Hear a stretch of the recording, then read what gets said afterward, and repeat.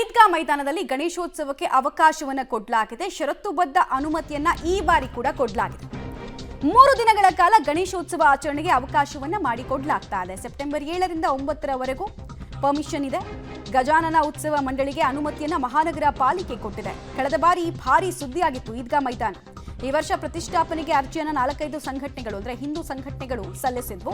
ಗಣೇಶ ಪ್ರತಿಷ್ಠಾಪನೆಗೆ ಷರತ್ತುಬದ್ಧ ಅನುಮತಿಯನ್ನ ಆಯುಕ್ತರು ಈಗಾಗಲೇ ಕೊಟ್ಟಿದ್ದಾರೆ. ನಿಮಗೆ ನೆನಪಿರಬಹುದು 2022ರಲ್ಲಿ ಇದೇ ಇಲ್ಲಿ ಗಣೇಶೋತ್ಸವವನ್ನ ಮಾಡೋ ವಿಚಾರ ಹೈಕೋರ್ಟ್ ಮೆಟ್ಟಿಲು ಕೂಡ ಏರಿತ್ತು. ಮತ್ತೆ ಹೈಕೋರ್ಟ್ ಮಹಾನಗರ ಪಾಲಿಕೆಗೆ ಡೈರೆಕ್ಷನ್ ಕೊಟ್ಟಿತ್ತು, ಅವಕಾಶ ಮಾಡಿಕೊಡಿ, ಹಿಂದೂಗಳ ಪೂಜೆಗೆ ಅವಕಾಶ ಮಾಡಿಕೊಡಿ, ಏನು ತೊಂದರೆ ಇಲ್ಲ, ತಪ್ಪಿಲ್ಲ ಅಂತ ಹೇಳಿ. ಅದಾದ ನಂತರ ಮಹಾನಗರ ಪಾಲಿಕೆ ಒಂದಷ್ಟು ಕಂಡೀಷನ್ಸ್ ಅನ್ನು ಹಾಕಿತ್ತು.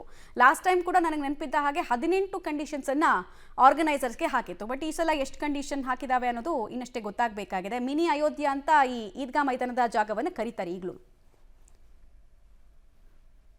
ಡೀಟೇಲ್ಸ್ ಕೊಡ್ತಾರೆ ಸುನಿಲ್. ಲಾಸ್ಟ್ ಟೈಮ್ ನನಗೆ ನೆನಪಿದ್ದ ಹಾಗೆ 18 ಕಂಡೀಷನ್ ಅನ್ನ 3 ದಿನದ ಪರ್ಮಿಷನ್ಗೋಸ್ಕರ ಕೊಟ್ಟಿತ್ತು ಮಹಾನಗರ ಪಾಲಿಕೆ ಹಾಕಿ. ಈ ಸಲ ಎಷ್ಟು ಕಂಡೀಷನ್ಸ್ ಹಾಕಿದ್ದಾರೆ, ಏನೇನು ಕಂಡೀಷನ್ಸ್ ಇದೆ, ಡೀಟೇಲ್ಸ್ ಏನೇನು ಕೊಡ್ತೀರಿ ಮತ್ತು ಪೊಲೀಸ್ ಭದ್ರತೆ ಯಾವ ರೀತಿ ಕಲ್ಪಿಸಿ ಕೊಡ್ಲಾಗುತ್ತೆ?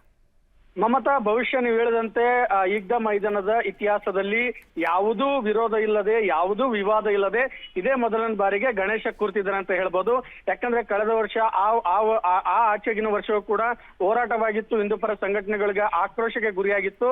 ಸೊ ಈ ಬಾರಿ ಯಾವುದೇ ಒಂದು ವಿರೋಧ ಇಲ್ಲದೆ ಪರ್ಮಿಷನ್ ಈಗಾಗಲೇ ಮಹಾನಗರ ಪಾಲಿಕೆ ಕೊಟ್ಟಿರುವಂತದ್ದು. ನೀವು ಹೇಳಿದಂತೆ 18 ಕಂಡೀಷನ್ಗಳನ್ನೇ ಈಗ ಮುಂದುವರಿಸಿರುವಂತದ್ದು.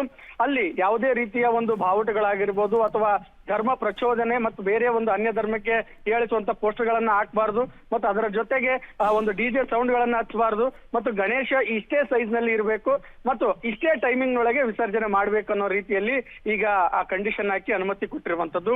ಈಗ ಮತ್ತೊಂದು ವಿಚಾರ ಏನಂದ್ರೆ, ಸದ್ಯ ಇವತ್ತು ಕೂಡ ಕಮಿಷನರ್ ನೇತೃತ್ವದಲ್ಲಿ ಸರ್ವಧರ್ಮ ಶಾಂತಿ ಸಭೆಯೂ ಕೂಡ ನಡೀತು. ಅಲ್ಲಿಯೂ ಕೂಡ ಎಲ್ಲಾ ಧರ್ಮೀಯರು ಕೂಡ ಈ ಒಂದು ಹಬ್ಬಕ್ಕೆ ಒಂದು ಸಪೋರ್ಟಿವ್ ಆಗಿ ನಿಲ್ಲುವಂತ ಭರವಸೆಯನ್ನ ಕೊಟ್ಟು ಅದಾದ ಬಳಿಕ ಈಗ ಅನುಮತಿ ಸಿಕ್ಕಿರುವಂತದ್ದು. ಈ ಬೆನ್ನಲ್ಲೇ ಪೊಲೀಸ್ ಇಲಾಖೆ ಕೂಡ ಸಕಲ ಸಿದ್ಧತೆ ಮಾಡಿಕೊಂಡಿದೆ. 10 ಗಂಟೆಗೆ ಮಾತ್ರ ಅನುಮತಿ ಕೊಟ್ಟಿರುವಂತದ್ದು. ಈ ಗಣೇಶವನ್ನ ಹೊರತುಪಡಿಸಿ ಉಳಿದಂತ ಯಾವುದೇ ಒಂದು ಗಣೇಶದ ಅಹಿತಕರ ಘಟನೆ ನಡೀಬಾರ್ದಂತ 10 ಗಂಟೆಗೆ ಪರ್ಮಿಷನ್ ಕೊಟ್ಟಿದೆ. ಅದರ ಜೊತೆಗೆ ನೀವು ಮೊದಲೇ ಕಳೆದ ವರ್ಷ ನೋಡಿದಂತೆ ನಡುವೆ ಗ್ರೌಂಡ್ ಅನ್ನ ಡಿವೈಡ್ ಮಾಡಿ ಒಂದು ಕಡೆ ಈದ್ಗಾ ಮೈದಾನ, ಮತ್ತೊಂದು ಕಡೆ ಗಣೇಶ ಮೂರ್ತಿ ಪ್ರತಿಷ್ಠಾಪನೆಗೆ ಅವಕಾಶ ಕೊಟ್ಟಿರುವಂತದ್ದು. ಗಜಾನನ ಉತ್ಸವ ಮಂಡಳಿಗೆ ಈ ಒಂದು ಅವಕಾಶ ಈ ಬಾರಿ ಲಭ್ಯವಾಗಿರುವಂತದ್ದು. ಮಮತಾ, ಆಲ್ ರೈಟ್, ಧನ್ಯವಾದ ಸುನಿಲ್ ತಮ್ಮೆಲ್ಲ ಮಾಹಿತಿಗಾಗಿ.